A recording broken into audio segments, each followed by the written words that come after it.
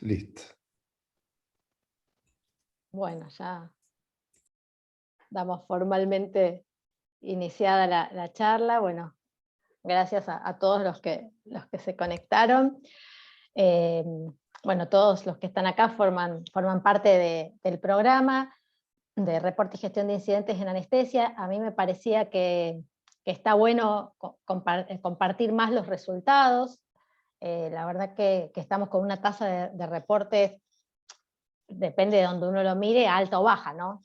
Porque en realidad seguramente pasan muchas más cosas de las que se reportan, pero por lo menos se reportan también un número importante de casos. Llevamos 400 y pico en lo que va del año, así que habíamos tenido una caída en la primera etapa de la pandemia, cosa lógica, porque en realidad estábamos todos concentrados en ver cómo respondíamos al COVID, y bueno, creo que después, una vez que más o menos nos organizamos, otra vez volvimos a la normalidad. Pero es increíble como uno mira la tasa de reportes, cómo cayó los primeros meses, y las consultas eran todas asociadas a la pandemia, ¿no?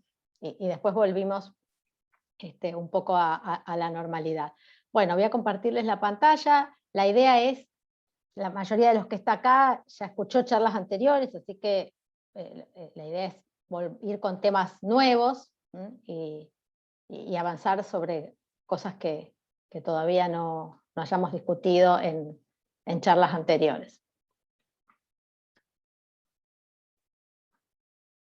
Bueno, y uno de los objetivos de este programa es no ser teórico, ¿no? Si hay algo que queremos es que sea un programa práctico para la diaria de los anestesiólogos.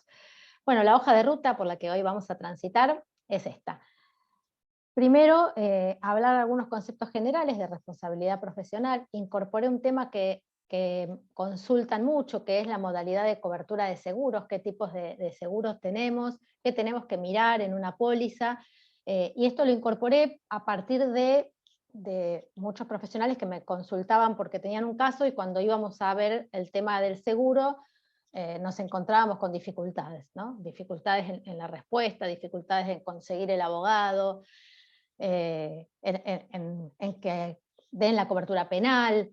Bueno, una serie de cuestiones que es importante poder detectarlo previamente, ¿no? Cuando uno ya tiene el incidente o cuando ya tiene la demanda, porque ahí estamos llegando tarde, ¿no? Después, contarles un poco qué dice o qué establece el nuevo Código Civil, que ya de nuevo no tiene nada, porque tiene varios años, pero lo seguimos llamando el nuevo Código Civil y Comercial de la Nación, con respecto a la responsabilidad en función de nuestro cargo, ¿no? ¿Qué pasa con los residentes? Hemos tenido el año pasado, por primera vez, un crecimiento de los reclamos en los que, incluso penales, en los que hay residentes involucrados. Entonces, ¿cómo es la defensa de un residente versus un jefe de servicio, por ejemplo?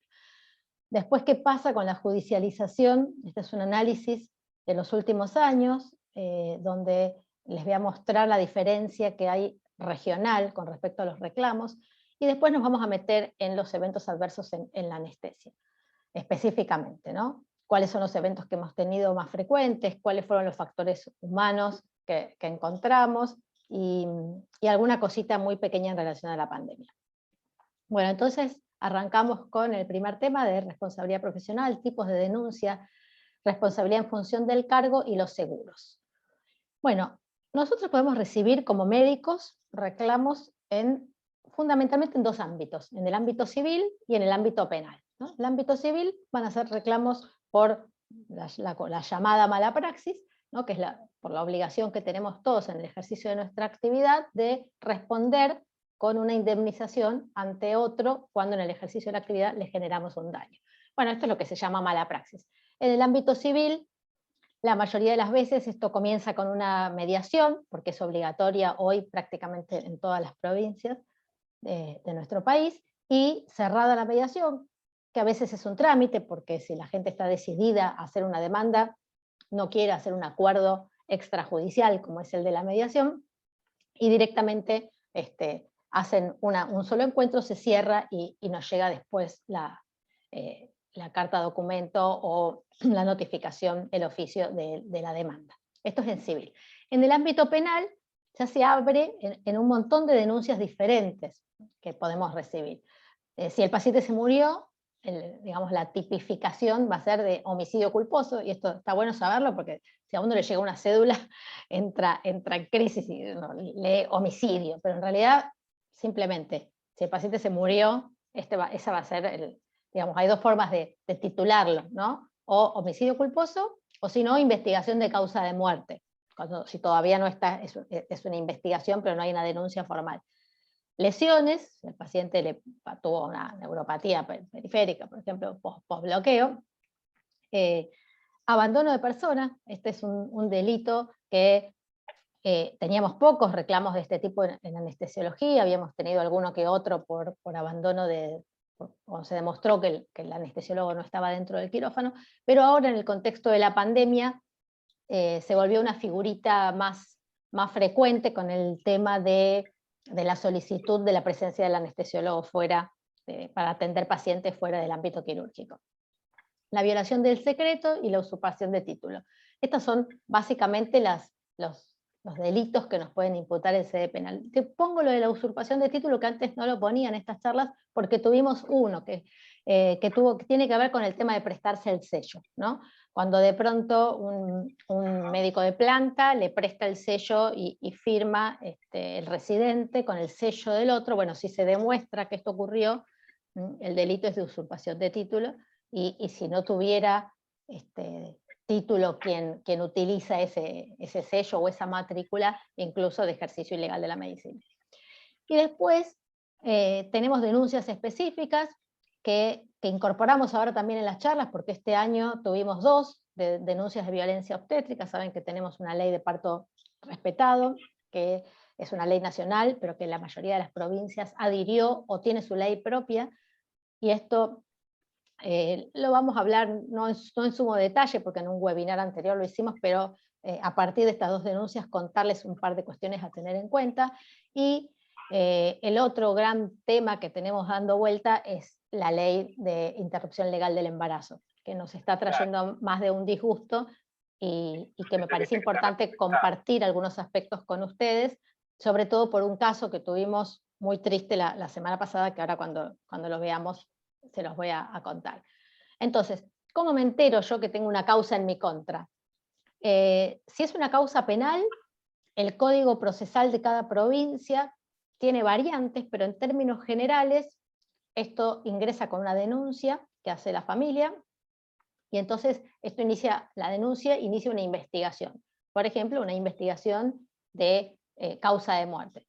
Muchas veces las cédulas las ponen mal y ponen de muerte dudosa. La verdad que si el paciente se murió no hay dudas de que se murió, sino la causa de muerte es dudosa. Y entonces el fiscal lleva la investigación. Y puede ocurrir que nosotros no nos enteremos. Esto lo estamos viendo con bastante frecuencia, que cuando el anestesiólogo se entera, ya está hecha parte de la prueba. ¿Sí? ¿Por qué? Porque no se enteró hasta que lo imputaron. ¿Sí? Entonces, es muy importante que estemos digamos, en sintonía con las instituciones donde nos toca trabajar, para que si hay, por ejemplo, un secuestro de historia clínica, nosotros nos enteremos, que la institución nos avise. Las cédulas, muchas veces, las cédulas personales de notificación de un profesional, llegan a la clínica o al hospital, y uno se entera mucho después. Esperen que vamos a silenciar los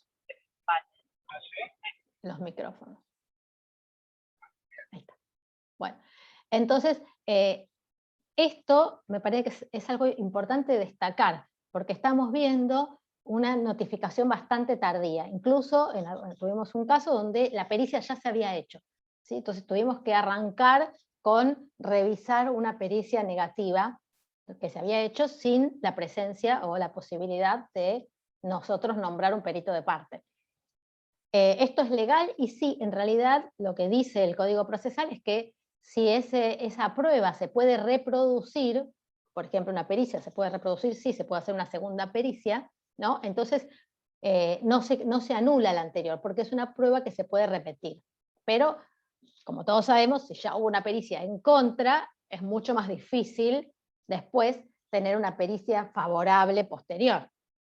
Entonces, como concepto, hay que estar atrás de de los secuestros de historia clínica o de cualquier notificación que llegue a la institución, y tener hablado a la gente de los archivos, que en general los recibo, o la dirección médica, que por favor notifiquen cuando secuestran una historia clínica de la que uno fue parte, que le tienen que avisar a los médicos que participaron en esa internación.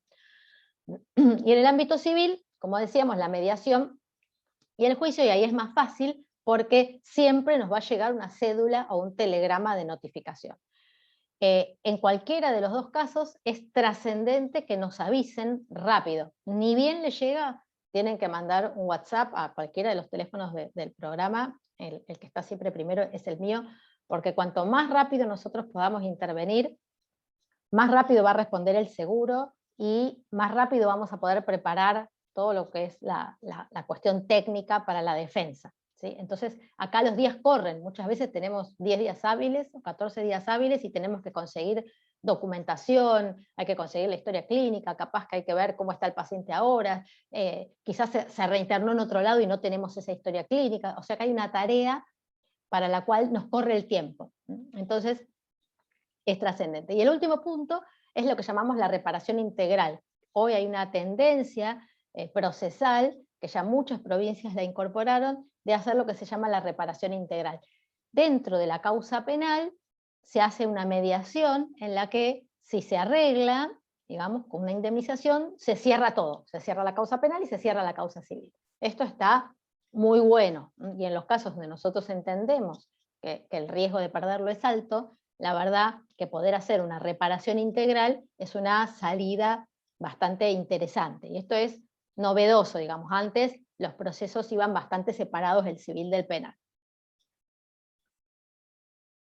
Bueno, con respecto al plazo de prescripción, esto lo repito siempre porque genera a veces dudas, en el ámbito civil el plazo de prescripción, es decir, el tiempo que tiene el paciente o la familia, si el paciente falleció o es menor de edad, de iniciarnos un reclamo es de 3 años. El plazo viejo del código anterior, que era de 10 años si lo hacía el paciente y de 2 años si reclamaba la familia, se unifica en un único plazo de 3 años desde que el paciente toma conocimiento del daño. ¿Sí? Esto a veces hace que no sean 3 años, sino que sean 4 o 5, porque puede haber una demora en que el paciente tome conocimiento de ese daño. No necesariamente digamos, el conocimiento es inmediato, salvo que obviamente el paciente haya quedado con una encefalopatía anóxica, haya tenido un paro o se haya muerto. Bueno, eso es muy evidente. Hay otras cuestiones que a veces hay una demora en el diagnóstico y entonces el plazo se puede correr.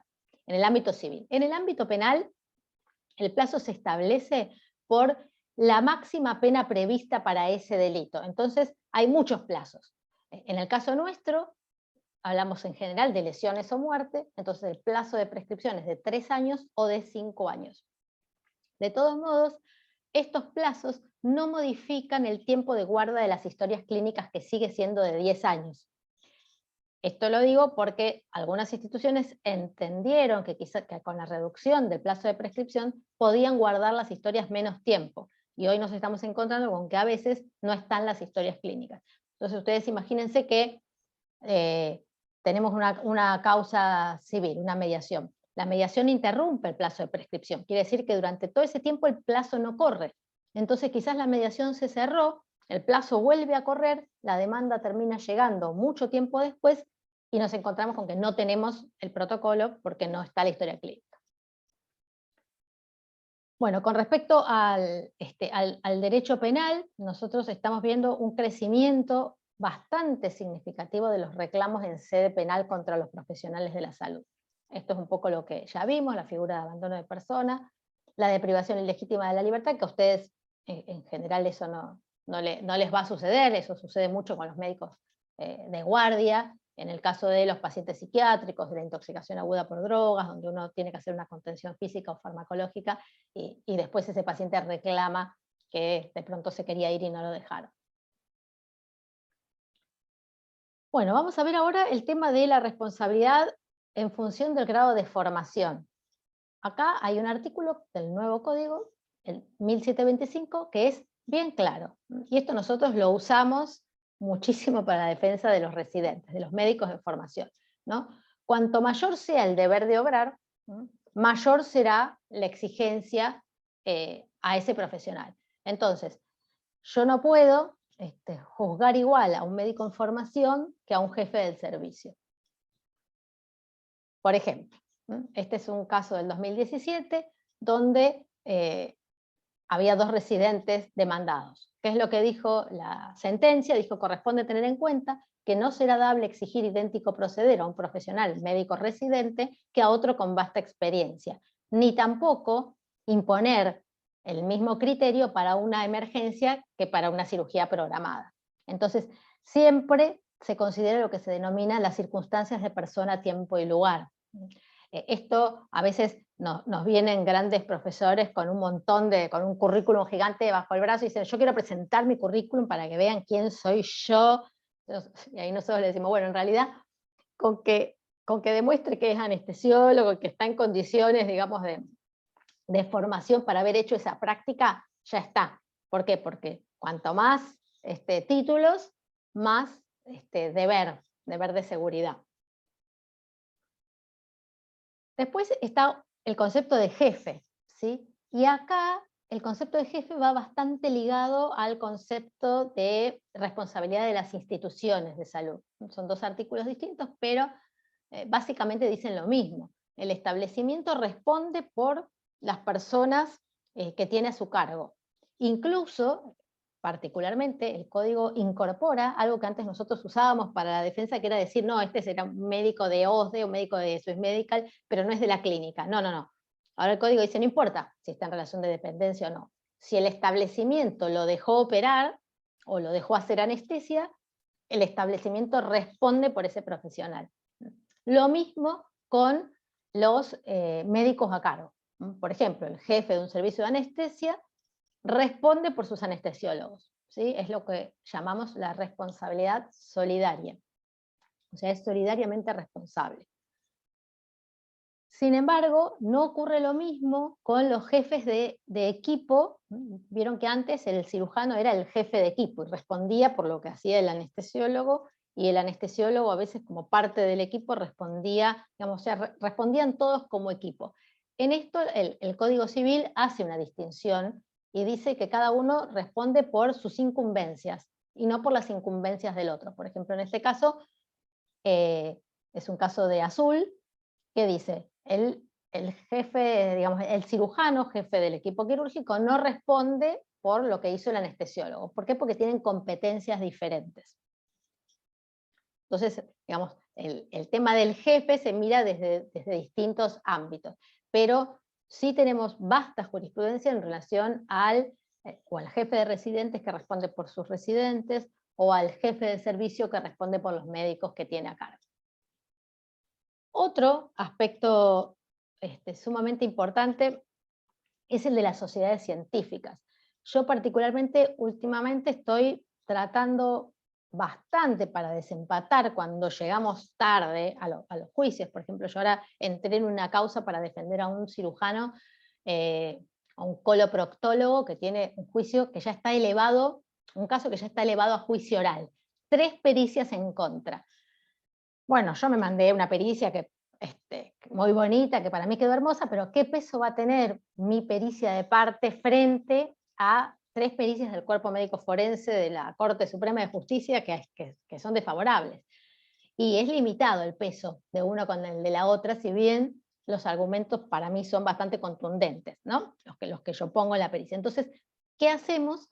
En este caso hablamos con 2 sociedades científicas, la Sociedad de Coloproctología y la Sociedad Argentina de Nutrición, porque una de las cuestiones que le imputan es que la paciente estaba muy desnutrida y que no se tendría que haber operado en esas condiciones, donde elaboramos una serie de preguntas para que ellos contesten como una pericia genérica a la sociedad científica. O sea, no le vamos a hacer una pregunta específica del caso, sino que le preguntamos cuestiones generales, por ejemplo, una cuestión relacionada a la reanimación avanzada en la sistolia, ¿no? Entonces le pedimos a la Sociedad Argentina de Cardiología o a la Sociedad a la Facultad de Medicina. Ahora tenemos un caso que capaz que alguno de los que está acá lo conoce, un caso de Salta, donde teníamos una pericia muy adversa, entonces solicitamos al director de la carrera de especialista de la Facultad de Medicina de Buenos Aires que se expida sobre los aspectos que nosotros necesitábamos que se expidiera para poder dar vuelta a esa pericia, ¿no? Esto, la verdad que se está usando cada vez más, los informes se piden a la Academia Nacional de Medicina, a la UBA, pero también se piden a las sociedades científicas, o sea, se le puede pedir a la Asociación de Anestesia de Santa Fe, a la FAR incluso, ¿no? Y siempre hay que tratar de que sean cuestiones científicas, ¿no? Que no nos metamos tanto en el caso en sí, sino que podamos desarrollar el punto de pericia de manera tal que una respuesta genérica nos sirva para sustentar nuestra defensa. Entonces, van a ver que sobre la pericia de parte vamos a estar frecuentemente tratando de incorporar y le vamos a pedir a las sociedades científicas que se presenten, digamos, después como testigos. ¿Por qué? Porque cuando firman un informe técnico es probable que el tribunal después les pida que ratifiquen y que expliquen o que amplíen su declaración, por ejemplo, en un juicio oral, o en el caso civil hay muy pocas provincias que tienen oralidad. El resto, todo lo que es civil en general, son respuestas por escrito. Pero bueno, hoy tiene un peso, acá yo les puse un fallo, ¿no?, que habla justamente de lo establecido por la Academia Nacional de Medicina. Entonces dice, bueno, a ver, lo que dice una sociedad científica tiene un peso bastante mayor que lo que podemos decir los peritos de parte, sobre todo cuando los peritos de parte no estamos de acuerdo. Con respecto al equipamiento, el código también hace una distinción que antes no estaba en el código viejo, ¿no? Nosotros tenemos principalmente, a diferencia de las instituciones, la responsabilidad con el chequeo, por eso es muy importante tener un checklist de las mesas de anestesia y de los monitores. Tenemos uno diseñado que hicimos con la ARBA hace unos años, si alguien lo quiere después lo pide y se lo mandamos, que es un chequeo que hace el anestesiólogo antes de iniciar la inducción, el adecuado seteo, el uso correcto y la documentación ante la contingencia. Esta es nuestra responsabilidad. Si el equipo falla, nosotros probablemente podamos salvar nuestra responsabilidad si hicimos todo esto, y quien va a responder igual por lo que se llama un deber objetivo es la institución, que tiene el deber de guarda del equipo y la responsabilidad, aunque haya fallado. Después la institución podrá probar que hizo todos los servicios del equipo, que los controles, etcétera, y probablemente la condenen igual. ¿Por qué? Porque el código establece lo que se denomina una responsabilidad objetiva por el dueño de la máquina o el dueño de la cosa peligrosa, ¿sí? Por ejemplo, el dueño del auto, en el caso de un auto para salir de la medicina. Ahora, en muchas provincias, los dueños de las mesas son los anestesiólogos. Bueno, en ese caso, esa responsabilidad objetiva se transfiere al anestesiólogo, al dueño de la mesa, que deberá acreditar que hizo todos los servicios, los controles, etc. Y aún así, si la máquina falla, puede ocurrir que sea condenado por esto que denominamos el deber objetivo. Con respecto al consentimiento informado, tema que terminamos hablando siempre porque es algo que insisten o consultan muchos de ustedes con frecuencia y que cada vez se reclama desde el punto de vista de la justicia de manera independiente a la mala praxis, como una violación al deber de informar. Saben que tanto el Código Civil como la Ley 26.529, la Ley de Derechos del Paciente, Historia Clínica y Consentimiento Informado, establecen la autonomía de voluntad. ¿Qué es esto? Es la capacidad que tienen las personas a partir de los 18 años, en realidad vamos a ver que, según el código, a partir de los 16, no de los 18, de rechazar tratamientos o rechazar el soporte vital o cualquier otra medida sin expresión de causa, ¿sí? Siempre y cuando nosotros consideremos que ese paciente está lúcido y en condiciones de tomar esa decisión. Con respecto a los niños, a medida que los niños crecen, van adquiriendo cada vez mayor autonomía de voluntad y tienen que participar en la toma de decisiones. ¿Qué es lo que dice el código con respecto al consentimiento? Todo esto. Es muy largo, pero en resumen, dice que cualquier procedimiento invasivo y la internación son las dos cuestiones que tienen que llevar un consentimiento informado escrito, ¿sí? El consentimiento es un proceso en realidad por el cual nosotros médicos le explicamos al paciente lo que le estamos proponiendo, el tipo de anestesia, por qué una raquidia y no una general o al revés, cuáles serían las alternativas de hacer una o de hacer otra, cuáles son los riesgos y qué esperamos, digamos, obtener, ¿no? Y el paciente, después de escuchar todo esto, consiente. Digamos, ¿qué es el papel? El papel es la declaración donde el paciente está dando fe que nosotros le explicamos.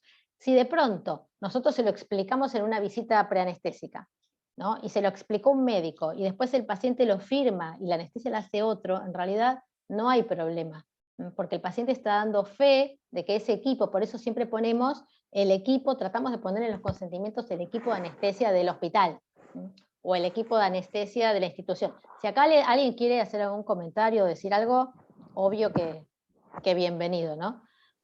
Hace unos 20 días más o menos terminamos con la gente del ARAR, de la Asociación de Río Negro, unos consentimientos que la verdad que me parece que quedaron re lindos, así que ellos ya me autorizaron, porque esto no fue una obra mía, sino realmente yo colaboré con lo que ellos hicieron, y nunca me habían quedado consentimientos que me gustaran así 100% de anestesia, y la verdad que estos quedaron, me parece que quedaron muy buenos, que tienen todo esto, y que incluso ellos le incorporaron algo que se está usando bastante ahora, y es que poner en la página de la asociación, para el público en general, un pequeño videíto explicando, ¿no? Entonces en el consentimiento informado incluso el paciente tiene que poner si accedió a ver el video. Eso está bueno, no reemplaza el consentimiento, pero estandariza la información.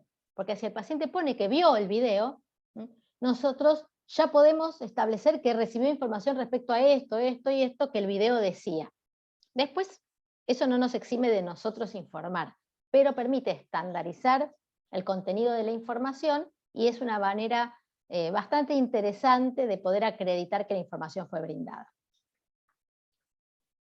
Este es un fallo donde es previo incluso a estas leyes, pero fíjense que acá el juez entendió que no hubo mala praxis. Esto fue una ACV en una cinecoronariografía, un paciente joven que quedó con una lesión severa, con una fascia mixta y hemipléjico, y en realidad se había ido a hacer un chequeo para jugar al fútbol, ¿no? Tuvo una arritmia, bueno, toda una serie de eventos desafortunados, y entonces la esposa decía, bueno, a mí nadie me advirtió que todo esto podía pasar, si en realidad lo que él quería era jugar al fútbol, ¿no?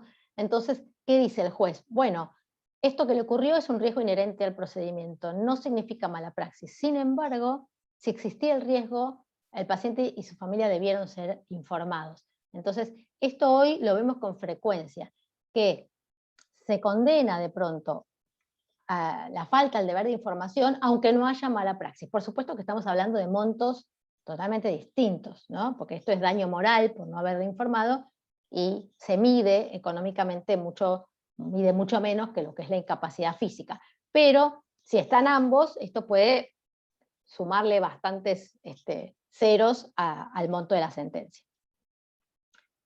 ¿Qué tiene que tener el consentimiento informado? Bueno, primero lo que dijimos, es obligatorio en procedimientos invasivos y en la internación en general, es revocable, lo debe firmar el paciente. Si el paciente es menor de edad, lo puede firmar cualquiera de los dos papás, no importa si no lo firman los dos, obviamente que es lo ideal, pero si está uno no pasa nada.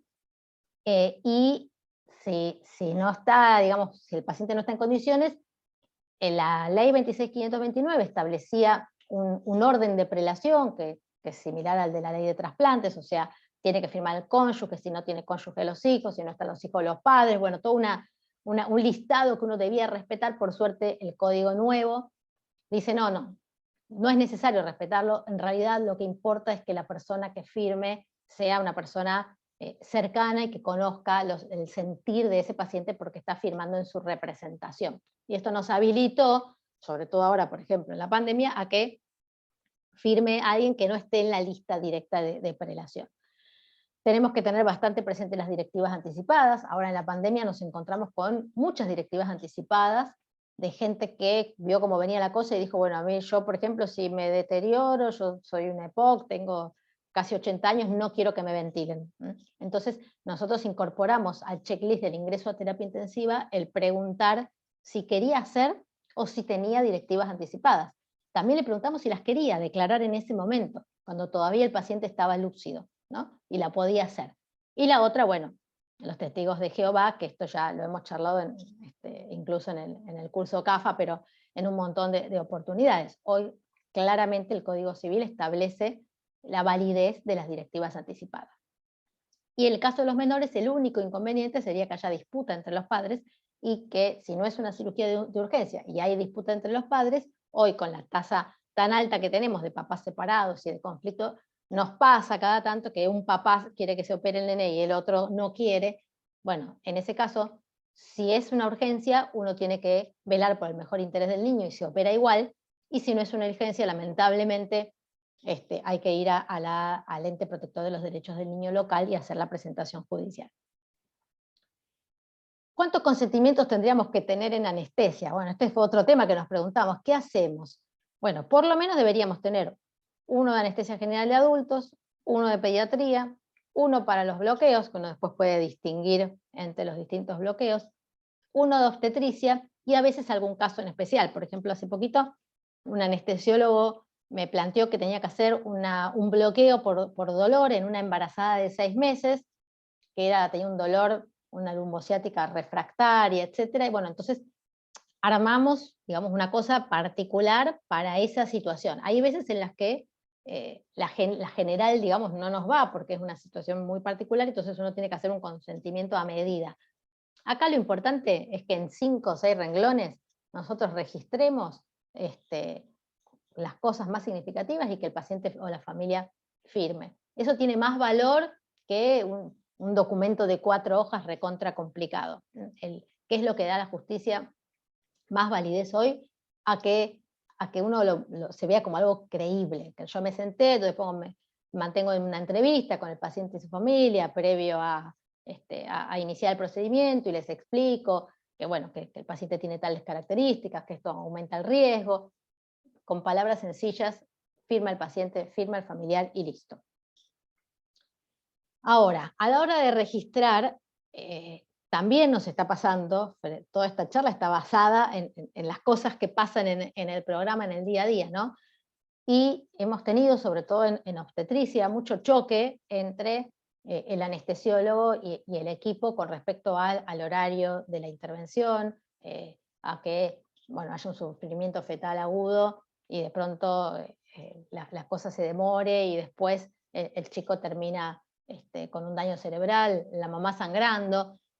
Entonces es muy importante cómo acordamos y cómo tratamos de no registrar cosas contradictorias en la historia clínica. Bueno, ahí está bueno que lo compartan con el programa y que nosotros tratemos de mediar. Incluso me tocó en un caso hace poquito terminar hablando con la dirección médica para tratar de recomponer un poco la situación, ¿no? Y que el registro no se choque uno con el otro, porque la verdad que lo que me contaba la anestesióloga y lo que después me mostraba que habían registrado las parteras, las obstétricas de guardia, la verdad que ponía al anestesiólogo en una situación difícil de defender, y eso no había sido así. Entonces, bueno, el poder acomodar todos estos conflictos que a veces se generan ante una emergencia, para que después el registro no termine expresando algo que perjudique a todos. Bueno, y nos metemos ahora con la ley de aborto, la que en realidad no es de aborto, sino de interrupción legal del embarazo, que nos ha traído, nos trae y creo que nos traerá muchos dolores de cabeza. Si bien ya lo vimos en otra charla, yo solamente traje algunos elementos de esta ley que son los que hoy nos están trayendo conflicto en anestesia. Primero, distinguir que la ley establece 2 tipos de procedimiento, el IVE y el ILE, ¿sí? Hasta la semana 14, o sea, 13 semanas, 6 días, esto es importante, ya tiene 14 uno, ya es ILE, cumplida las 14. Antes de las 14 es IVE, es interrupción voluntaria del embarazo. Entonces, cuando es interrupción voluntaria del embarazo, el requerimiento es del consentimiento informado, de la consejería previa que tiene que dar el médico ya sea el médico generalista o el ginecólogo, el tocoginecólogo, sobre las alternativas que tiene la interrupción, y no requiere causal. ¿Sí? Ahora, si la mamá consulta o el procedimiento se hace luego de la semana 14, nosotros ya estamos ante el ILE, interrupción legal del embarazo. ¿Esto qué quiere decir?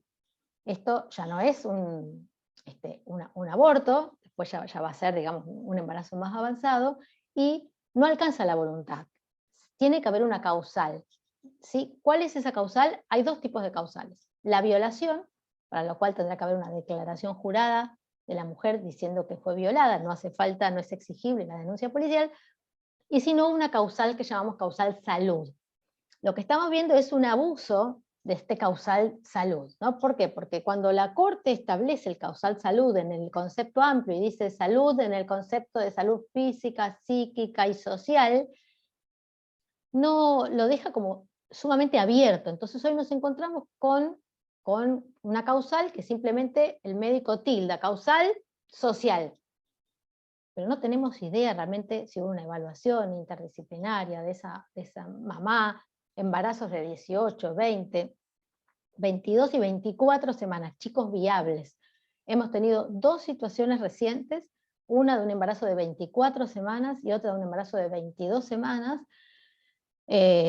donde el anestesiólogo en el de las 24 semanas, el anestesiólogo no sabía que era un ILE, creía que era un parto, y en el caso último, que fue ahora el sábado pasado, un embarazo de 22 semanas, donde la anestesióloga era objetora de conciencia y se negó a hacer el procedimiento y recibió amenazas y amenazas de denuncia y de que le iban a echar del hospital, y bueno, finalmente un compañero accedió a hacerlo porque ella estaba la verdad muy alterada con toda la situación.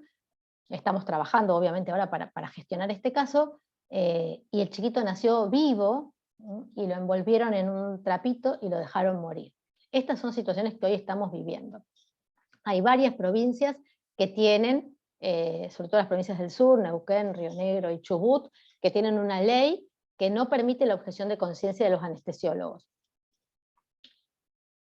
Los dos grandes faltantes, o por lo menos dos de los grandes faltantes en esta ley, son la participación paterna, que en ningún lado parece que el padre no existiera, y que no hay límite a la edad gestacional. Entonces, si hoy llega un embarazo de 7 meses, de 28 o 30 semanas, y quiere hacer una interrupción del embarazo, y alguien le firma una causal, por ejemplo, psicológica, la ley habilita a que uno interrumpa ese embarazo con un chico absolutamente viable. Las dos causales, como dijimos, son la violación y el peligro para la salud, o la salud integral o la vida. Ninguna de las dos requiere judicialización. Por eso es muy importante que exista un procedimiento de valoración interdisciplinaria de esa madre, de esa paciente. En el caso de los menores de edad, si bien puede hacer una declaración de violación, es obligatoria para nosotros los profesionales de la salud la denuncia al ente protector de los derechos del niño. Y un dato más para ir terminando con el tema de la ley de interrupción del embarazo, es que hay 10 días desde la solicitud de la madre. Digo esto porque en muchos casos han violentado al anestesiólogo con el tema del plazo, no, porque hay que hacerlo hoy. Nunca la interrupción del embarazo es una urgencia, salvo, por supuesto, que haya un riesgo de vida para la madre, en cuyo caso no hay duda, digamos, si la paciente está en una situación de riesgo de vida, ahí tampoco vale la objeción de conciencia, porque el límite de la objeción es el riesgo cierto para la vida de la madre, pero si no, hay un plazo. Entonces, esto, por ejemplo, esto que yo les cuento, que pasó un sábado al mediodía, y esto se podía diferir y hacer el lunes con un anestesiólogo que no fuera objetor de conciencia. La objeción de conciencia, por definición, es el derecho que tienen los trabajadores de la salud a no ser obligados a realizar acciones contrarias a sus convicciones. Esta es una definición un poco más amplia, pero la objeción de conciencia tiene un soporte desde los tratados internacionales, desde la Constitución Nacional y desde varias otras leyes que respetan este derecho, incluso desde la propia ley de interrupción legal del embarazo. Así que es un derecho, tiene rango constitucional, tiene límites, cada provincia lo ha legislado, está contemplado en distintas leyes, y a pesar de ser así, muchos profesionales hoy son presionados a realizar prácticas para las que se han declarado objetores. La propia ley, en el artículo 10, establece la objeción de conciencia, pero pone esta frase de quien debe intervenir de manera directa.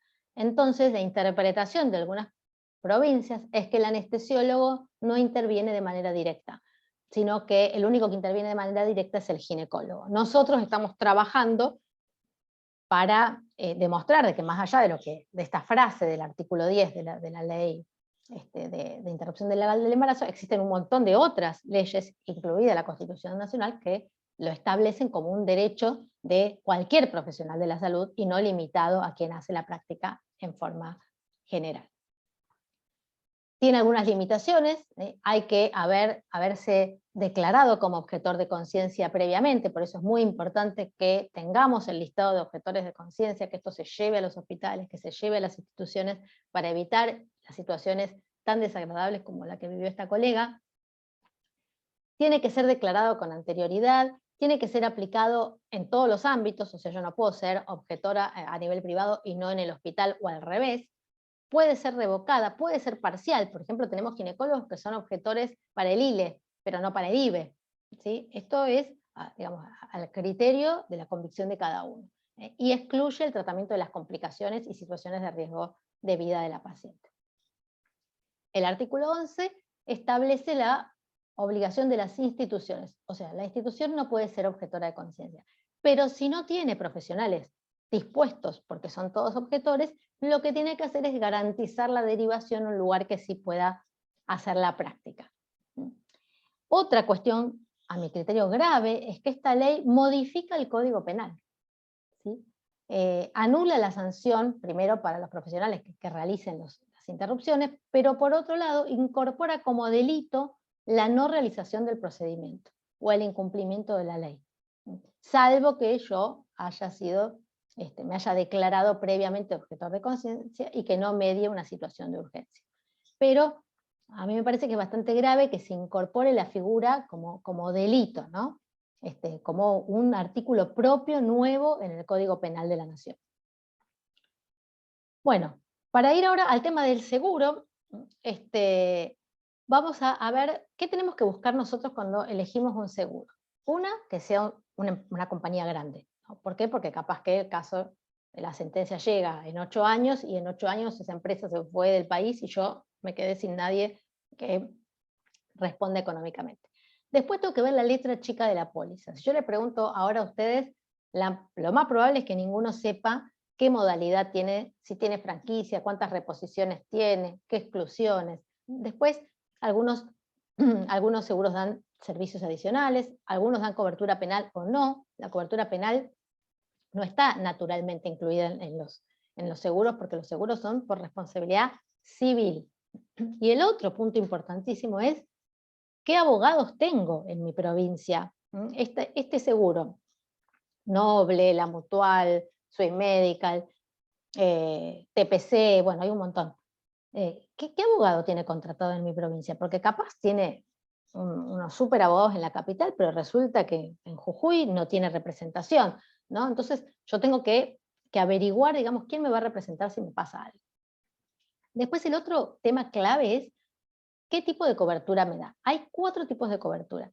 La ocurrencia, lo que se llama el claim made puro, el claim made con endoso y el claim made con salida. Esto para ustedes debe ser más o menos sánscrito, pero lo vamos a llevar al castellano. Los seguros en base a ocurrencia, que son los seguros antiguos, ya casi no quedan, se llaman base ocurrencia. ¿Por qué? Porque van a cubrir todos los actos que hayan ocurrido mientras la póliza estaba vigente.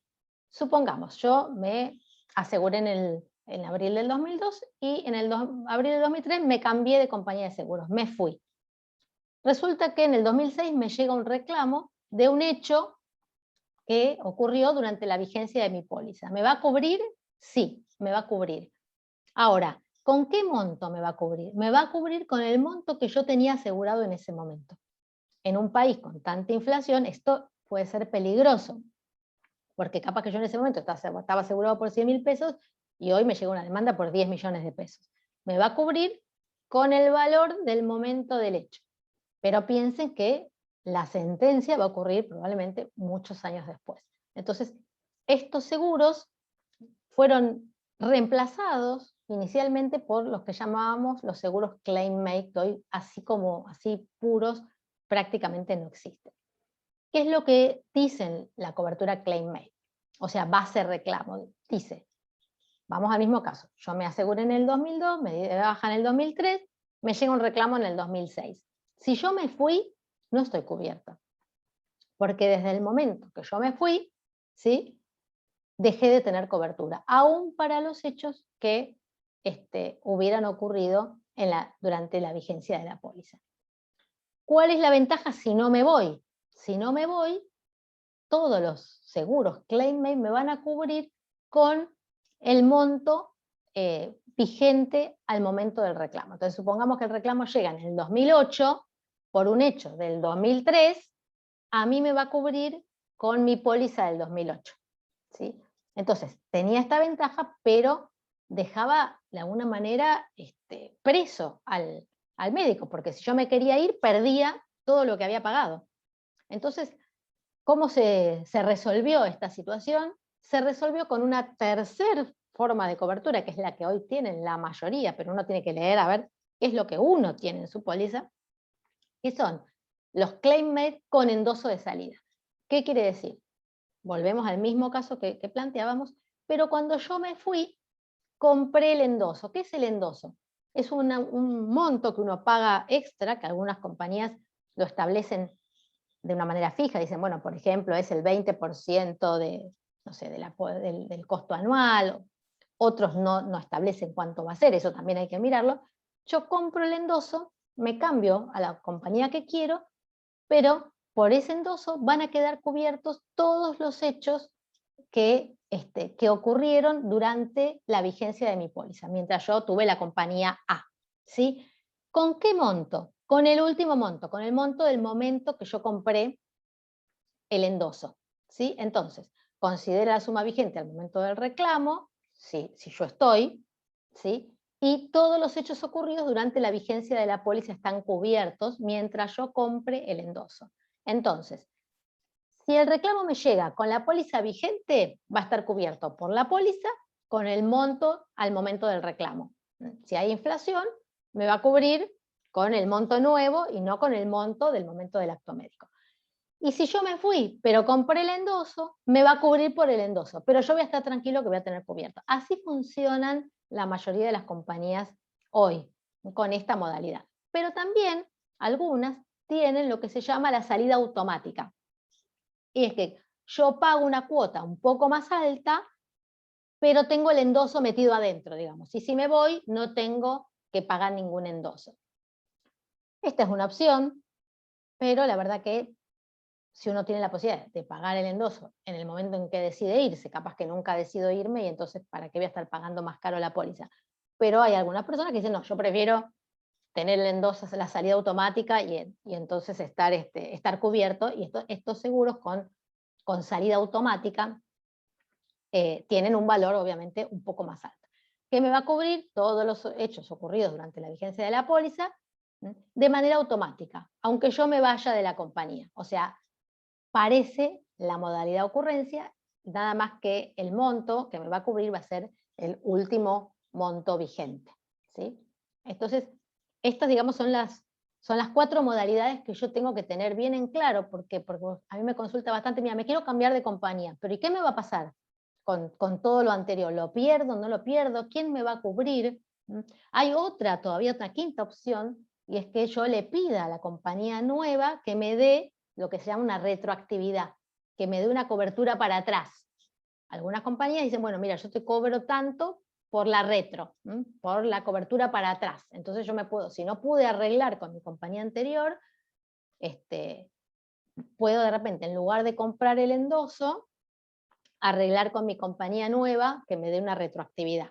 Pero son todas estas cuestiones que yo tengo que ver cuando me voy a cambiar de seguro. ¿Uno se puede cambiar de seguro? Siempre se puede cambiar de seguro. Lo único que hay que hacer es mirar estas cosas. ¿Uno puede tener más de un seguro? Sí. ¿Se suman? Sí se suman. Y está bueno a veces decir, bueno, yo tengo este seguro, no sé, por la caja del colegio y decido tener un segundo seguro porque es el que a mí me da tranquilidad. Bueno, si tengo un reclamo se van a sumar los dos. Bueno, vamos a ver ahora dónde está anestesia. 2020. En el 2020 tuvimos menos reclamos, bastante menos reclamos de los que veníamos teniendo. Se compensó, les cuento, en 2021 tuvimos todo lo que no tuvimos en el 2020. Y anestesia, que venía en lugar número 9. Yo en general les muestro la tabla que tenemos de todos los años, que es desde el 2005 hasta ahora. Acá les traje las del año pasado. Anestesia está 8. Siempre obstetricia y traumato están en las dos primeras como especialidades más demandadas. Estos son los datos de la Asociación Americana de Anestesiología con respecto a los juicios. Ellos tienen a la muerte y a las lesiones nerviosas como los dos primeros motivos de reclamo. Y en nuestro caso varió, yo lo actualicé, tenía los datos anteriores y tomé solo el 2020 y el 60% de los reclamos fueron por muerte del paciente. Encefalopatía anóxica el 27 y neuropatía periférica el 3. La verdad que esto me parece como un dato bastante interesante. Con respecto a la distribución geográfica, los últimos datos oficiales son del año 2000, son muy viejos, y hablaban de que el 70% de los reclamos se concentran en Buenos Aires. Pero la realidad es que hoy no es así. ¿Por qué? Porque también tenemos más profesionales en Buenos Aires. Si yo tomo los reclamos y los pondero por cada, por ejemplo, 1000 o cada 10.000 profesionales, vemos que hoy tenemos una distribución bastante amplia con algunas provincias como Córdoba, Mendoza y el sur, sobre todo Neuquén y Río Negro, como zonas de alta litigiosidad.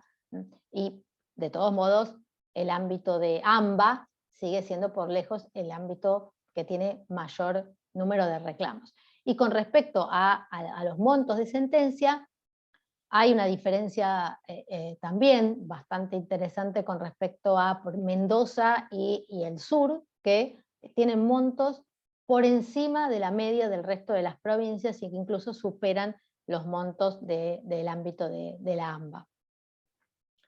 Con respecto a las sentencias, la verdad que es muy baja la tasa de condenas, por suerte. Nosotros hasta ahora no hemos tenido, en estos años que llevamos, yo llevo, digamos, desde el año 2001 defendiendo profesionales en general, y desde el 2017 defendiendo anestesiólogos en particular.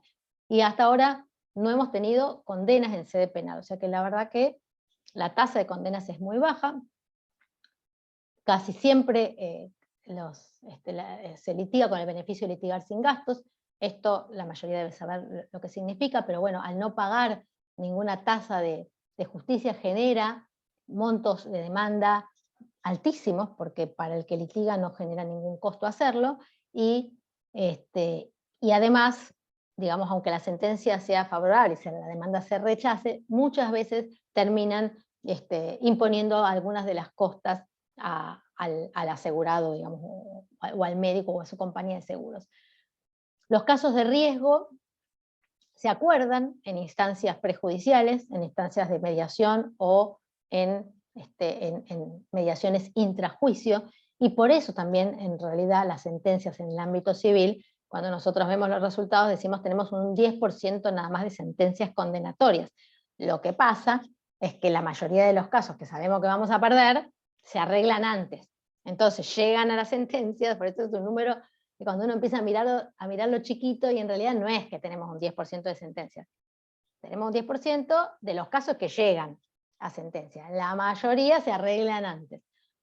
Pero tenemos sentencias millonarias de hasta 80 millones de pesos en más intereses y costas, o sea que estamos teniendo sentencias recontra millonarias. Entonces, la verdad que en aquellos casos que entendemos son de riesgo alto y que es probable que en una instancia judicial se pierdan, uno siempre hace el intento de hacer un acuerdo en mediación o un acuerdo intrajuicio. Bueno, vamos ahora a nuestros números en el programa de reporte de incidentes.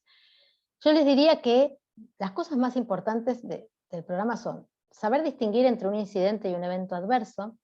El incidente es el concepto amplio que lo definimos como aquel desvío del proceso de atención que puede o no generar un daño. Si genera un daño efectivo en el paciente, es un evento adverso. El ejemplo más común es las ampollas. Me confundí de ampollas, pero cuando se lo estaba por dar me di cuenta, o se le apliqué pero no le pasó nada al paciente. Eso es un incidente. Ahora, si esto generó, el paciente hizo una FB porque le di una nora en lugar de una ranitidina, bueno, eso es un evento adverso, ¿sí? Este es uno de los conceptos centrales. El otro es el día después, lo trascendente que es la gestión posterior y que no nos llegue tarde el reporte, porque a veces nos llega el reporte 3 o 4 días después y perdemos un tiempo valioso. Entonces el mensaje es, tiene que llegarnos en el momento en que el incidente ocurre o un rato después, digamos. Hoy en la plataforma tenemos 15 asociaciones de anestesia y por otro lado, nosotros todos los reportes que ustedes cargan desde su asociación, yo los migramos a la plataforma de FAR. Vieron que armamos una plataforma de reporte de incidentes en FAR, es la misma plataforma, lo único que para FAR el reporte es anónimo, ¿sí? Entonces, las asociaciones que no tienen el programa pueden reportar a través de la plataforma de FAR, lo que pasa es que no van a tener esta asistencia, no van a tener todo esto que venimos charlando, ¿no? Pero los datos, digamos, a fin de año, cuando nosotros sacamos los datos de la República Argentina, se van a sumar los del programa de reporte y gestión de incidentes con los de la plataforma de FAR, y ahí vamos a tener los datos a nivel nacional. El programa tuvo 2 etapas, una fue desde que arrancamos en octubre del 2017 hasta que presentamos los resultados en el Congreso de CLASA. Ahí habíamos llegado a tener 731 incidentes reportados, un promedio de 1.12 reportes diarios.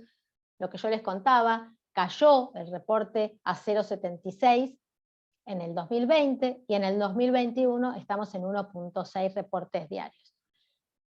Se incorporaron Mendoza y Jujuy este año, y incorporamos el PROSAF, que es esto que yo les contaba, que es el programa de reporte de incidentes de Federación. 404 incidentes nuevos en el 2021. Vamos a saltear esto porque estamos medio mal con los tiempos. Yo les iba a contar un poco las diferencias, o sea, las similitudes y las diferencias de lo que es la gestión de los incidentes en anestesia con respecto a los accidentes aéreos, con 2 modelos totalmente opuestos. Uno es el de la tragedia de Tenerife, algunos deben haber escuchado, porque bueno, anestesia está tan cerca de la aviación, que en general estamos atentos a estos análisis, donde 2 aviones chocan, el accidente que más muertes causó en la historia de la aviación, chocan en la pista por un error, una falla en la comunicación, ¿no? Y una falla importante en los factores humanos, con un piloto que no escucha a su copiloto, ¿no? Que le dice, che, mirá que dijeron que no, ¿no? Sumado, como siempre ocurre, a otros factores, y era que había una amenaza de bomba en otro aeropuerto, entonces habían sido desviados todos los vuelos a entonces el aeropuerto estaba sobrecargado, la gente estaba estresada, a los pilotos se les vencían las horas de vuelo, y entonces todo esto generó la situación, la tormenta perfecta, ¿no? Para que un piloto decida despegar sin la autorización de la torre de control.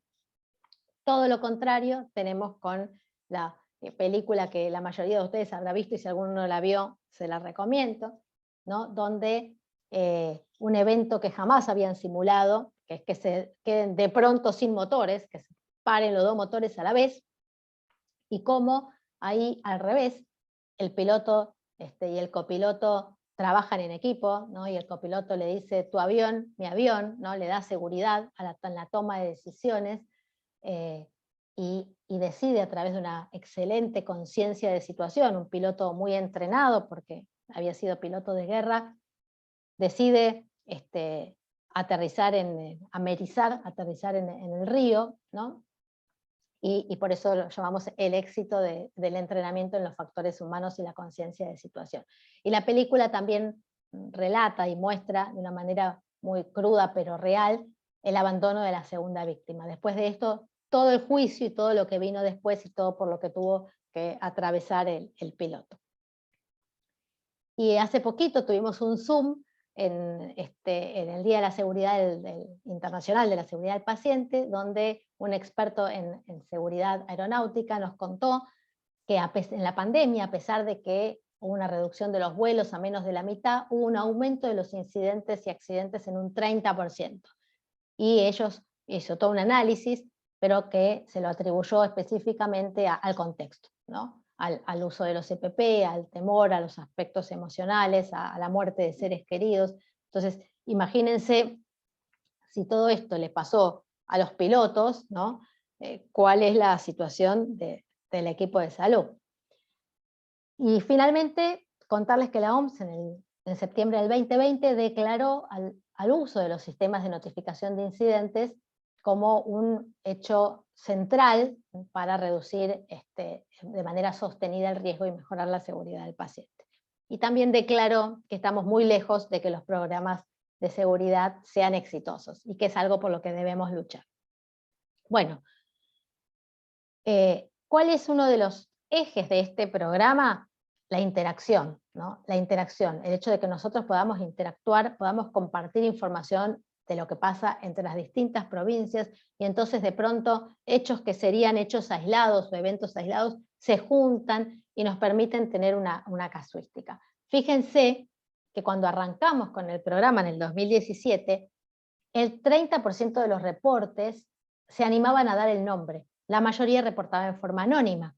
Hoy es exactamente al revés, el 72% pide ser contactado y cuenta lo que le pasó, y solo 28% reporta de manera anónima.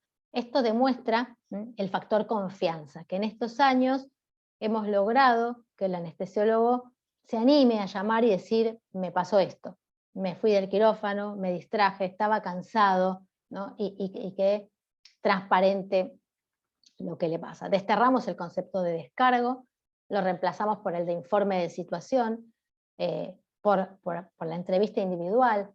Hemos hecho y vamos a seguir haciendo montones de talleres para que las decisiones sean compartidas, y trabajamos en la comunicación y la documentación.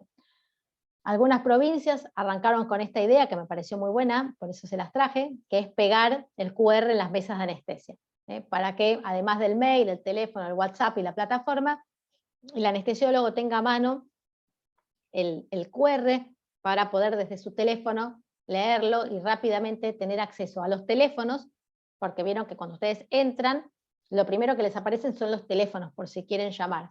Y si no necesitan llamar y lo que quieren es simplemente hacer un reporte, bueno, ahí avanzan a través del QR a la plataforma, que no les va a llevar más que 5 minutos cargar el incidente. Estamos trabajando, bueno, algunos de los que está acá está trabajando en el equipo, que estamos por hacer una presentación ante ANMAT por el tema de las ampollas. Hicimos una encuesta, esta encuesta la hicimos desde Federación, tuvimos 625 respuestas, 81 reportes de ampollas similares, y estamos, bueno, esperen que ya me fui ahí, y estamos trabajando en hacer una presentación ante ANMAT para exigir que se modifique la disposición del 2018 que establece unos colores diferentes a los colores internacionales, y solicitar que nos sumemos como país a la Argentina con una resolución que exija a los laboratorios que respeten la clasificación internacional de colores para la identificación de ampollas. Bueno, con respecto a los últimos resultados, y con esto ya terminamos y abrimos a las preguntas, fíjense que el 70% de los reportes, el anestesiólogo reportó haber conocido al paciente en el quirófano. Todavía tenemos que trabajar bastante con la valoración preanestésica. Muchos de los eventos están asociados a una valoración inadecuada, yo acá les traje algunos. hemos tenido un par de tromboembolismos de pulmón que cuando revisamos la última dosis de heparina o la indicación de hematología en pacientes con anticoagulación oral, vemos que no se cumplió, que de pronto el paciente dejó de tomar la anticoagulación oral 10 días antes y no la reemplazó por heparina, o sea que vino sin una preparación adecuada, o que la suspensión de Fraxiparine fue 48, 72 o más horas antes de la cirugía, y que entonces el paciente termina siendo un TEP, y cuando nosotros vamos a valorar estas cuestiones, nos encontramos con una indicación previa, una preparación previa inadecuada, muchas veces en cirugías incluso programadas.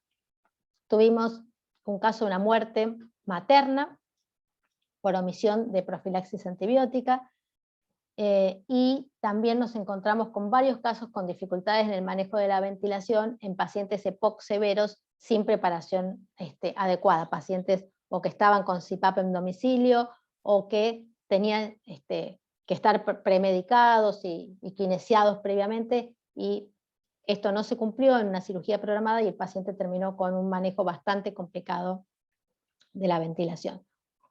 Bueno, con respecto a quién reporta, nos están faltando reportes de los residentes, creo que tenemos que trabajar en sumar a los residentes. Les diría que Tucumán es la provincia donde los residentes más reportan. Hay que trabajar con los médicos en formación, y la mayoría de los que reporta es el médico a cargo del paciente. En los casos de los residentes, en 2 oportunidades pudimos intervenir junto con la asociación en situaciones de vulnerabilidad ante otra especialidad. Uno es el caso que les contaba de obstetricia. Con respecto al tipo de incidente, más o menos seguimos manejando los mismos datos. Vía aérea y paro se llevan por lejos los 2 primeros motivos de reporte, y incidente asociado a medicamentos, y de esto la mayoría son confusión de ampollas, es el tercero. Pero fíjense que entre los 3 se llevan la mayoría de los reportes. Con respecto a vía aérea dificultosa, o la situación no puedo intubar, no puedo oxigenar, se lleva un porcentaje muy importante de los reportes. Con respecto al paro cardíaco, la mayoría de los paros son paros por hipoxia, porque muchos de estos que están cargados como precedido por bradicardia, cuando analizamos en realidad hubo un evento de la ventilación previo. Con respecto a la medicación, lo que yo les decía, el 74% son errores, y reacción adversa a drogas es un 26%. Y otros datos, bueno, tuvimos 2 hipertermias desde que empezó el programa, en una teníamos dantrolene, en otra no. Tuvimos 3 caídas de pacientes durante la anestesia, un caso de obesidad en pediatría. Esto es un tema que estamos alertando porque estamos viendo que la obesidad ya, primero que en los adultos, yo les diría que casi lo tengo que agregar como un factor, porque estamos viendo que la mayoría de los eventos graves ocurren en obesos, o un porcentaje muy importante, y ahora esto está migrando o está incorporando también a la pediatría, y creo que vamos a tener que incorporar como asignatura el tema de la obesidad, ¿no? Porque realmente creo que la prevalencia de pacientes con sobrepeso es cada vez más alta, y la verdad que generan muchas complicaciones a la hora de manejar todo, pero especialmente la vía aérea. Tuvimos un crecimiento bastante significativo de los reportes de neuropatía periférica posraquidia, 2 denuncias por violencia obstétrica, y un paciente que falleció después de una endoscopía y que nadie se dio cuenta que se había muerto. Y cuando entró el familiar, lo encontró muerto en la recuperación del centro ambulatorio de endoscopía, ¿no? Entonces, qué importante esto que siempre hablamos del manejo de la recuperación anestésica. Y tuvimos 2 muertes en el 2020 por sangrado, 2 muertes maternas por sangrado. Creo que son datos que nos tienen que llamar a la reflexión. Bueno, vamos a avanzar con esto porque estamos medio sobre la hora. Con respecto a la valoración del daño, capaz se acuerdan que usamos una clasificación internacional que va de la A a la I, donde A es situación capaz de generar daño, y de todo el abanico llegamos a I, que es la muerte del paciente.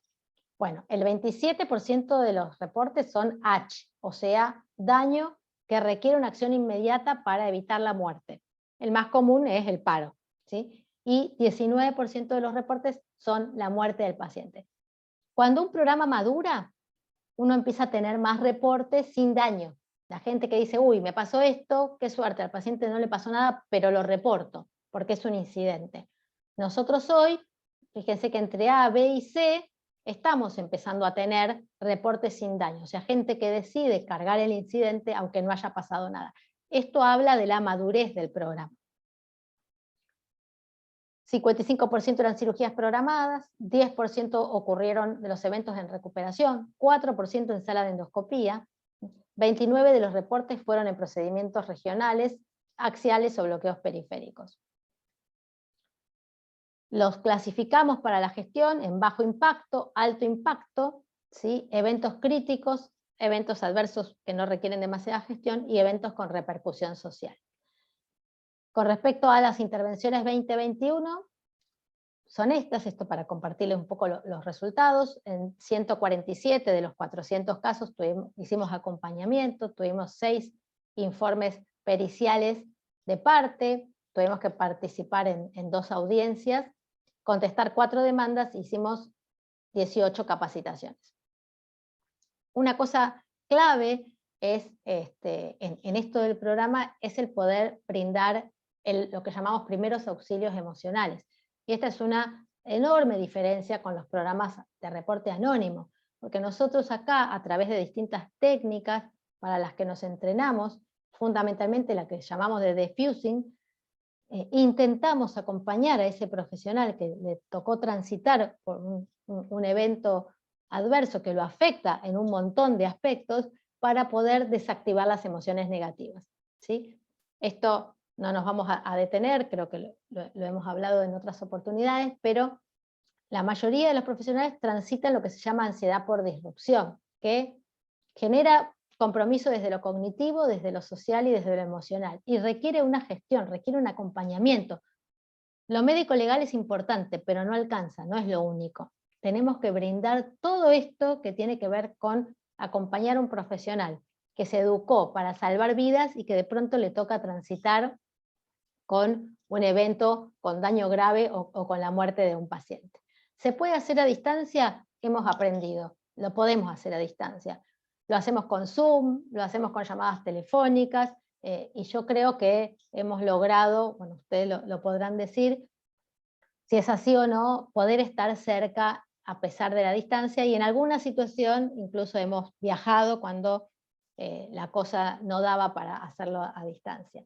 Hicimos hace poquito un taller a partir de una muerte en una cirugía de ligadura de trompas, en una paciente joven, donde hubo una situación de violencia física contra el anestesiólogo, y bueno, pudimos hacer un taller de diffusing en el hospital, esto fue en el sur, en Junín de los Andes, y pudimos incluso hacer que participe hasta el director del hospital, y la verdad que creo que fue una de las cosas más gratificantes del programa del año, todo lo que se pudo generar a partir de ese encuentro, donde participaron todos los que habían sido parte de este trágico incidente.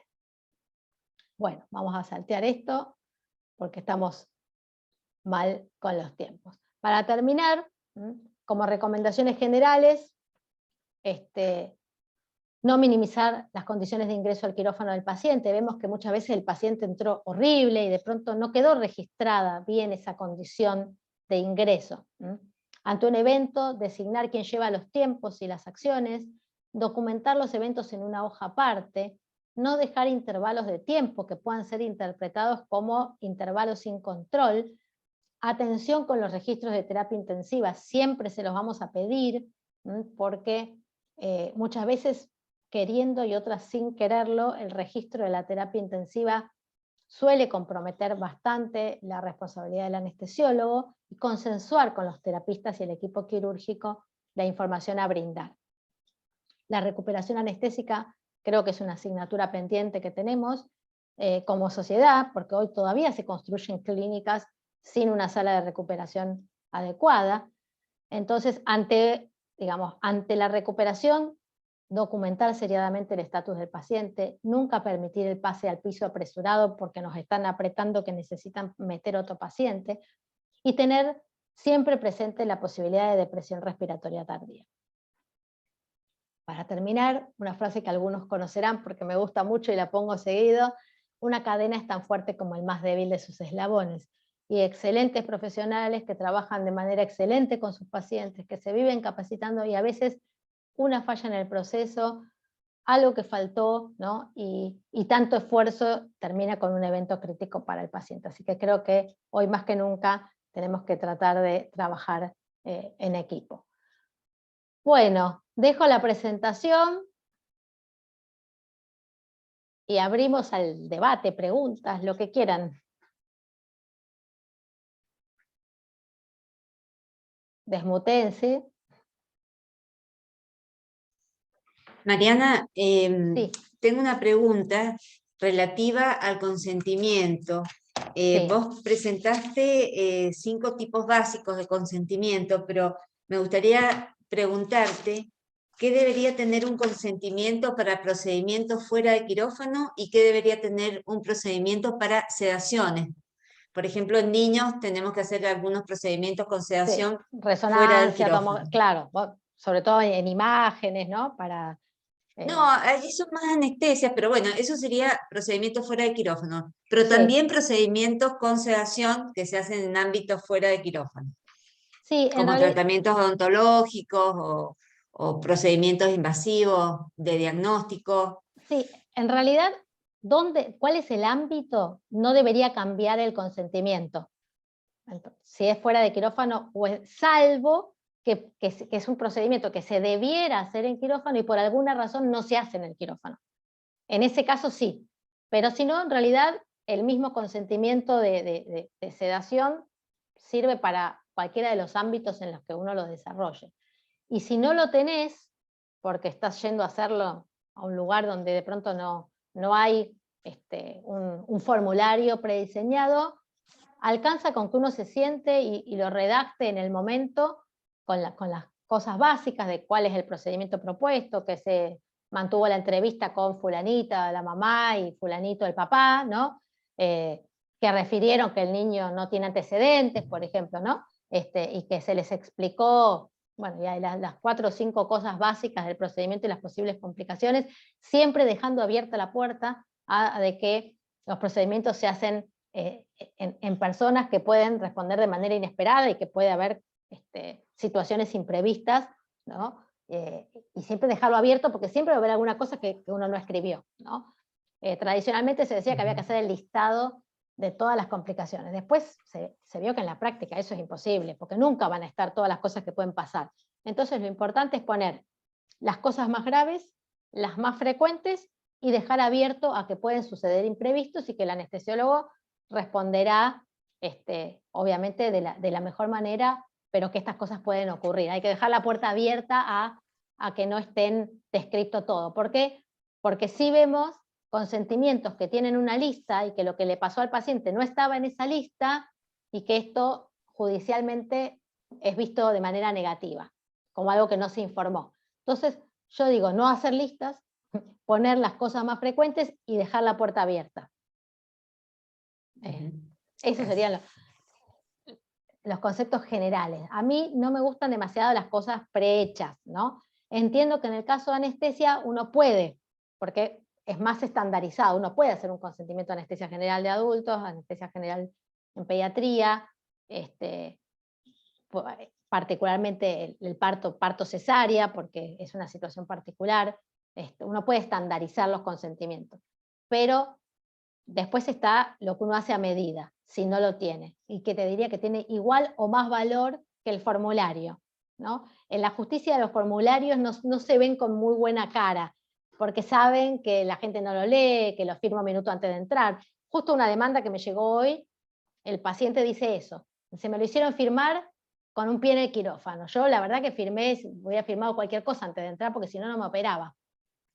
Bueno, ese consentimiento un juez lo puede dar por inválido. Entonces creo que pasa como por otro lado, ¿viste? El valor del consentimiento. Mariana, Sí, Julito. sí, yo realmente cada vez uno va a estar más ahogado de papeles, ¿no? Hay consentimientos de consentimientos y consentimientos. Ahora, ¿dónde está la línea del discernimiento con lo cual uno se forma para elegir en este caso la mejor técnica anestésica para el paciente, y que los familiares, en este caso hablo de un menor, pero vayamos a cualquier paciente, se opongan a la mejor técnica que científicamente sería así por desconocimiento? ¿Dónde está el límite ese, Mariana, que yo puedo decidir qué técnica es la mejor para ese paciente con una patología y el familiar, por falta de conocimientos, se niega a eso? Sí, vos sabés que ahí el código tiene un artículo que habla de la discrecionalidad terapéutica, o sea, de la potestad que tiene el médico para elegir lo que cree que es mejor ante de pronto 2 o 3 técnicas válidas, ¿no? Y que el médico tiene la potestad de decir, bueno, yo elijo esta. Y si al paciente le va mal, el paciente no te puede cuestionar si era una técnica válida, ¿sí?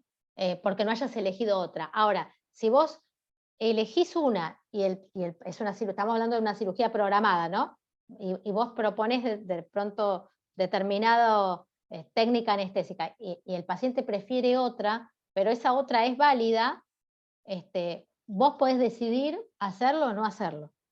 Si es programado, vos podés decir, mire, la verdad que yo considero que esto es lo mejor, no estoy de acuerdo con hacer esta otra por tal razón, y bueno, derivarlo con otro anestesiólogo. O podés poner que vos preferías determinada técnica y que el paciente prefirió tal otra y firma el consentimiento, y ahí el paciente se hace responsable de esa decisión. Vos con tu firma en el consentimiento, ¿para qué sirve la firma del médico? Donde uno está validando que el paciente comprendió. Y el paciente después no va a poder decir que no comprendió, si firmó. ¿Entendés? Entonces, si vos le estabas proponiendo determinado camino y el paciente eligió otro, y vos decidiste, bueno, está bien, le hago una anestesia general porque los padres prefieren una anestesia general, aunque yo hubiera elegido un bloqueo, ponele, ¿no? Pero la anestesia general es válida, no. Si vos me decís, no, mirá, la verdad que en este caso yo no estoy de acuerdo con una anestesia general, estás en tu derecho absoluto de no hacerla, salvo que seas el único anestesiólogo y esto no se pueda diferir, ¿no? Ante la urgencia y la falta de otro profesional, uno se va a ver obligado a hacerlo. Pero si no, vos podés perfectamente negarte. Bien. No sé si era lo que me preguntabas. Sí, porque hoy debemos todos estar en la misma, ¿no? El problema de Internet ha llegado a que, bueno, en este caso hago pediatría, pero que los padres tengan la potestad de elegir qué técnica vieron mejor en Internet para su hijo para ser operado de esta manera, ¿no? Y nos vemos todos los días con ese tipo de cosas. Sí. Entonces, tratar de explicarle técnicamente, que a lo mejor es muy engorroso, a un padre cuál es la mejor técnica para esa cirugía, para el niño indicado. Sí, A sobre eso yo todo me que refiero. aparte tampoco podés garantizar que no vayas a tener una complicación con la técnica que elegís y que después no te No, quieran no, no, no, no, no, no. reprochar porque le hizo tal técnica y nosotros... la discrecionalidad terapéutica está muy bien establecida en el código. Entonces, nadie te puede reprochar que hayas elegido una técnica mientras la misma sea válida. Esto es algo que cambió con respecto al código viejo y para mí es súper importante, ¿no? En traumato, por ejemplo, que a veces hay 4 tipos de prótesis distintas, bueno, para ellos eso es algo frecuente. Hoy nadie te puede condenar por elegir una en lugar de elegir otra si la que elegiste era válida. Perfecto. Gracias, Mariana. Hola Mariana, buenas noches. Hola. ¿Cómo estás? Muchas gracias por todo, como siempre. Tengo 2 preguntitas. Dale. Una, el tema del consentimiento informado. ¿Cuánto antes lo deben firmar? Porque esto que mencionaste, por ejemplo, estaba por entrar, ¿eso es válido? De firmarlo, por más que hacemos consultorio de anestesia, ay, me olvidé, me olvidé de firmarlo, me das una lapicera, ¿eso es válido? ¿Cuánto antes? Esa es una. Y la otra pregunta es, el tema de los laboratorios electro o estudios prequirúrgicos, validez, hay varios estudios haciendo protocolos en el cual estamos leyendo que si la gente hace uno, ya sea en pediatría o en adultos, que no necesita electro, no necesita valoración. Entonces hay una definición ahí muy, muy delgada de cuándo sí, si es por legal, si es porque el paciente lo requiere. Entonces esas son las preguntas. Bueno, con respecto a la primera, si el proceso de consentimiento informado existió, no importa que lo firme antes de entrar, porque vos vas a poder acreditar con la visita preanestésica que eso existió, y que solamente dio fe antes de entrar porque se olvidó de hacerlo antes. Así que ahí no va a haber problema. El problema ocurre cuando en realidad la gente no tiene la más pálida idea de lo que le van a hacer y entra y firma. Pero si existió la visita, yo te diría, aunque no sea la visita preanestésica, la visita en la habitación, ponele un ratito antes, ya con eso nos alcanza. Yo soy una legista muy de la vida real, ¿no? Si uno va a un médico legista tradicional, te va a decir, no, si no lo firmó una semana antes, y bueno, en la vida real a veces no es práctico, lo defendemos perfectamente si la visita existió, y de hecho es muy frecuente que tengamos que defender esta situación. Eso.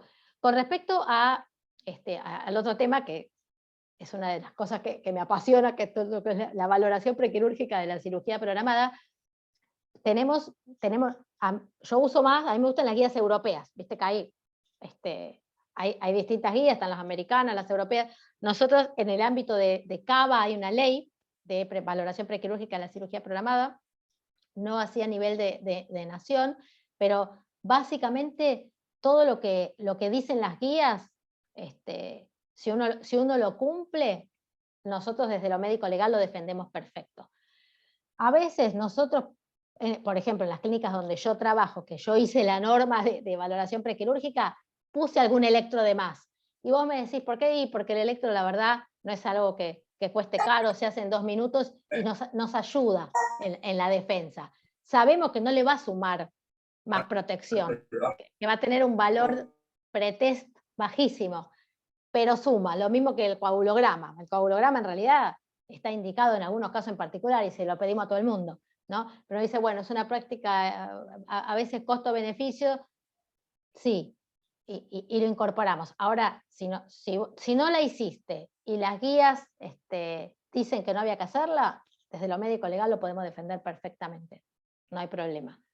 Pero a veces incorporamos alguna cosa extra que tiene que ver, te la voy a pasar, Ali, la nuestra, porque incluso como algunos se oponían, tuvimos que hacer la leyenda de que era exclusivamente por una cuestión médico-legal que en determinadas situaciones agregábamos el coagulograma o el electro.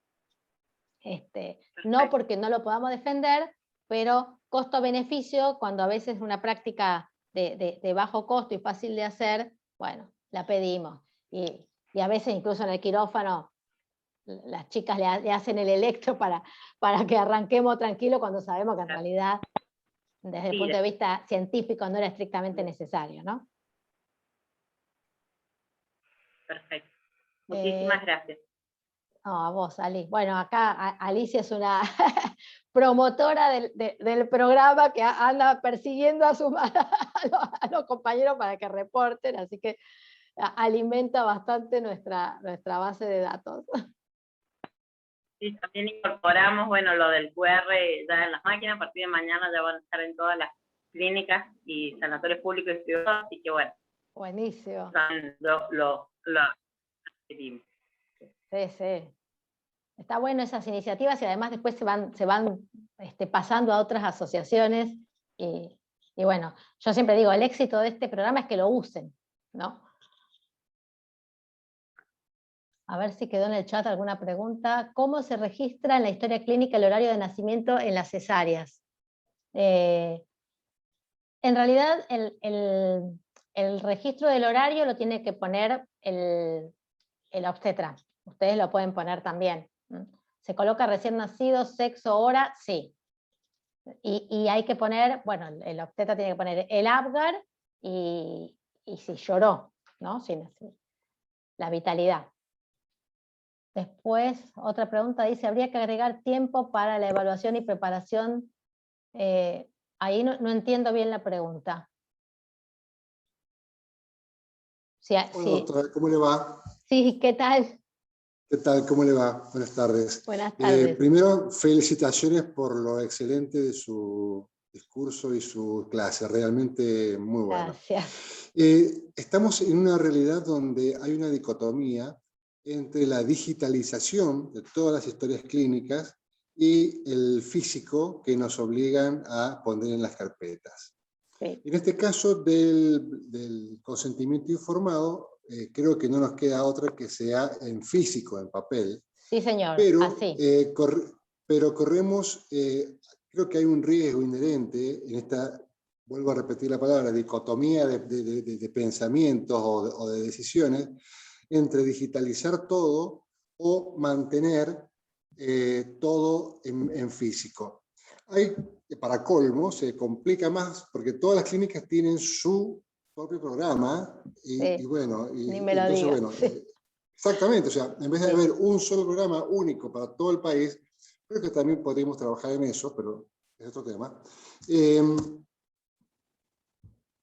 Creo que, porque hay clínicas, por ejemplo, o sanatorios donde uno hace la historia de clínica digital y queda digitalizada. Sí, mira, yo lo que planteas es tan importante. Pero el papel del consentimiento es un físico. ¿Quién guarda el físico? Sí. O sea, la obligación... perdón, ya cierro. Sí. El día de mañana tengamos un problema, un reclamo. ¿Quién es el responsable de guardar esa documentación? ¿Es la clínica? ¿Somos nosotros? Porque el digitalizado puede ser que lo tengan. Ahora, ¿y lo otro? Claro. Es eso lo que todavía yo no veo todavía muy claro. Y te voy a agregar todavía más problemas con el tema de la historia clínica electrónica, que yo los padezco a diario, porque incluso a mí que me toca manejar todo, digamos, la gestión de riesgo en las 5 clínicas de Swiss Medical, y tenemos una historia clínica electrónica, tenemos otro problema adicional, que es que la grilla es horrible, es muy difícil de llenar. Entonces, el anestesiólogo termina no haciendo los controles cada 5 minutos, porque como tiene que poner... porque no se puede. No, o ve al paciente... anestesia, claro. O das anestesia o llenás la historia clínica. Claro, entonces, bueno, esto en muchas instituciones están con este problema, se está tratando de migrar digamos, a cuestiones touch, donde uno pueda poner el dedito nada más para que sea más fácil y no tener que estar, porque encima la historia clínica digital es en tiempo real.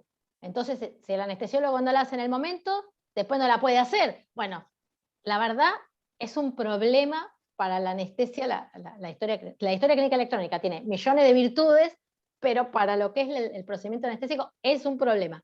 En muchos lugares yo incluso la terminamos haciendo en papel y la escaneamos, porque la verdad que es difícil, sobre todo el tema de la grilla, ¿no? El resto no hay problema.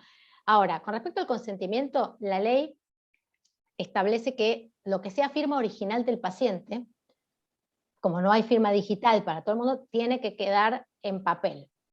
De vuelta, en la vida real, ¿qué es lo que hacemos? Situación ideal, tiene que estar en papel y se tiene que subir el documento escaneado. Entonces, si el papel se pierde, nos queda el documento escaneado. ¿Tiene valor el documento escaneado? Sí, salvo que el paciente desconozca la firma, que diga eso es trucho. Ahí no, si dice eso es trucho y yo no tengo el papel, no tengo pericia caligráfica. Ese es el problema y por eso se exige la guarda en papel. A mí no me pasó nunca que un paciente diga que la firma es falsa, ¿no? Y nosotros manejamos un promedio de 500 juicios por año, más o menos, un montón. Pero ese es el motivo de guardar el papel. Lo mismo que los rechazos terapéuticos, todo lo que signifique la firma del paciente debería quedarse en el papel por si el paciente desconoce haberlo firmado. Y dice, no, esto me lo trucharon, ¿no? Hemos tenido a veces que, por ejemplo, dicen que no, que se le agregaron cosas. No, yo firmé, pero cuando yo firmé no estaba esto, ¿no? Probablemente a veces es verdad que alguien le agregó alguna cosa, pero Esa es la cuestión. Y la obligación de guarda, para la última parte de lo que vos habías preguntado, la obligación de guarda es de la institución. El problema es que si la institución la pierde, el anestesiólogo se perjudica. Lo que pasa es que ahí uno puede poner, digamos, la carga de la responsabilidad en la institución y decir, bueno, que la institución me privó de una legítima defensa porque perdió el consentimiento. Ahora, ¿cómo acredito que lo perdió?